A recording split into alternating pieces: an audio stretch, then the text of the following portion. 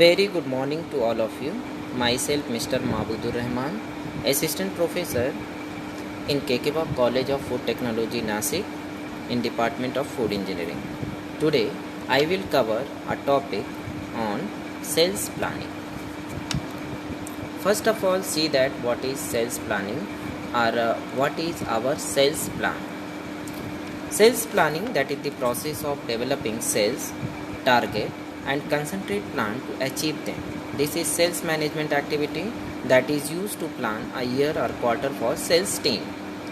As well as we can say that a sales plan layout or its objective have high level tactics, target, audience and potential obstacles.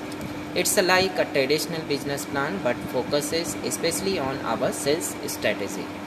A business plan lays out our goals. A sales plan describes exactly how we will make those happen. As well as sales plan often include information about the business target, customer, revenue goals, team structure and the strategies and resources necessary for our achieving targets. The sales planning process is very important for an organization as success and cannot be achieved by haphazard actions. See here what are the objectives of our sales planning. So the main objectives of our sales planning are first one, setting sales process objectives. Your sales planning that is going to start only when we have defined the objective for sales team, right? Determine the action necessary. Once we know the objectives of our sales plan, we have to forecast what action you need to take and the operation which are needed in effect before you implement the sales planning. Next one is organize our actions. Coming back to the first point, haphazard action will never bring results. Once we know the operation that are necessary, we need to organize our sales planning. For example, the first priority of the air conditioning company in new territory will be to have service setup.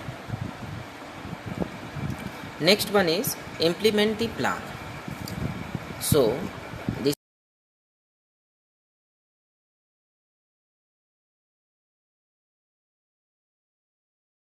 implementing them, that is the next step. Although it may sound easy, there are many real time and real world problems, right?